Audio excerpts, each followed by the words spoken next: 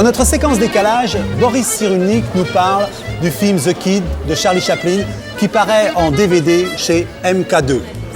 The Kid, le chef-d'œuvre de Charlie Chaplin, est un film qui raconte la vie de Boris Cyrulnik. Non, bien sûr, mais c'est ce qu'il a longtemps fait semblant de croire, tant la vie de ce petit enfant sauvé par Charlot ressemble à sa propre histoire.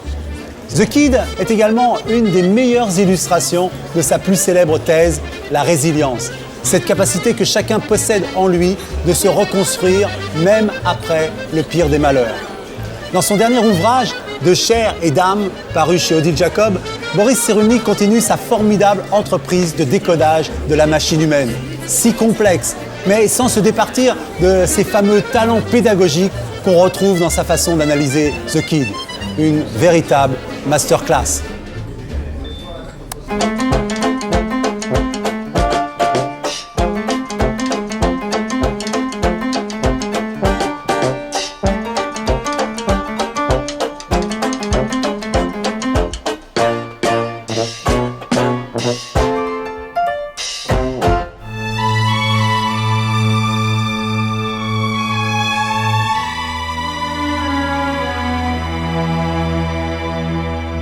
Le film The Kid, c'est l'histoire d'un orphelinage avec le vitrier Charlie Chaplin, avec l'enfant abandonné Jackie Coogan et avec la mère de Jackie Coogan, Edna Purviante. D'abord, il y a le péché de maternité, où une mère abandonne cet enfant dans une voiture de luxe, deux mauvais garçons volent la voiture.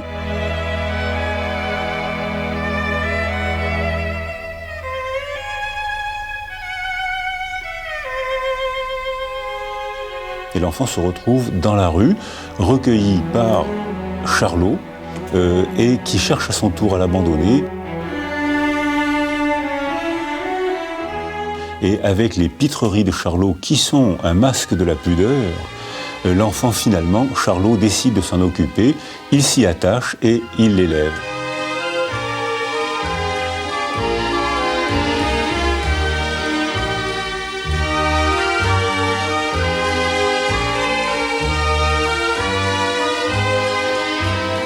Et lorsque les femmes étaient enceintes hors mariage, ce qui arrivait inévitablement, elles faisaient des bouffées d'angoisse très violentes et parfois même des bouffées délirantes, tellement elles étaient malheureuses. La valeur que la société attribue au fait de mettre au monde un enfant n'est plus du tout la même. Il y a une ou deux générations, c'était le mariage qui faisait du social. Maintenant, c'est la rencontre entre deux jeunes gens.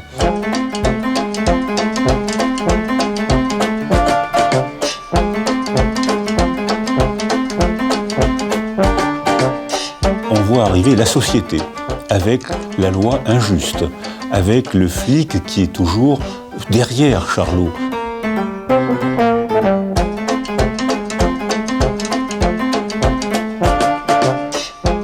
Et puis ensuite, il y a le trust à concentration verticale, c'est-à-dire Charlot Vitrier, qui s'associe avec le petit garçon adorable, le petit Coogan adorable, qui casse les vitres de façon à ce que son père d'accueil puisse les réparer.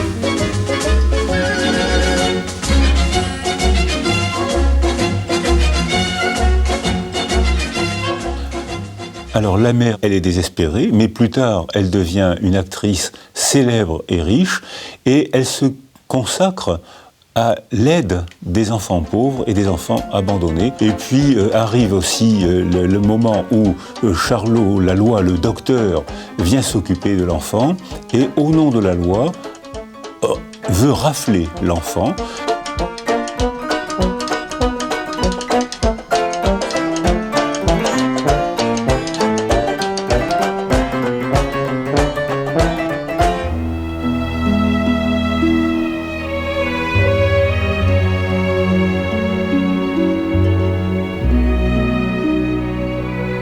Le Kid illustre à la perfection la théorie de la résilience, c'est-à-dire que la mère abandonne son enfant par amour. Lui, au moins, il sera heureux. Ce qui n'empêche que l'enfant, lui, il est privé, il est déchiré de sa mère. C'est-à-dire que son monde sensoriel est complètement éteint, mort. Mais s'il rencontre une seule figure d'attachement,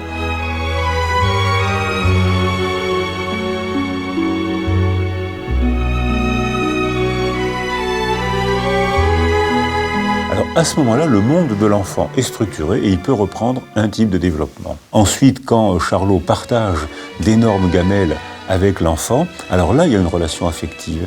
Et là, on voit que très souvent, c'est le kid qui prend en charge le repas.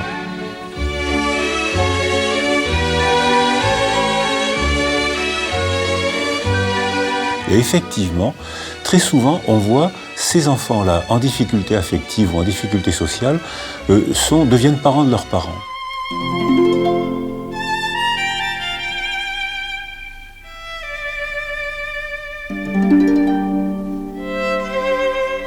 Pendant très longtemps, j'ai cru que ce film parlait de moi. C'est-à-dire qu'il mettait en image ce qui m'était arrivé et que les réactions du kid, je les comprenais pour les avoir éprouvées. J'ai été un enfant des rues, j'ai rencontré une femme généreuse qui m'a sauvé, mais je suis quand même un enfant moins que les autres, je suis orphelin.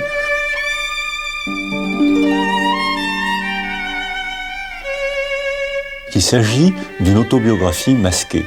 Quand Charlot lui-même perd un enfant l'année précédente de ce film, Charlot met en image la compensation de sa propre blessure.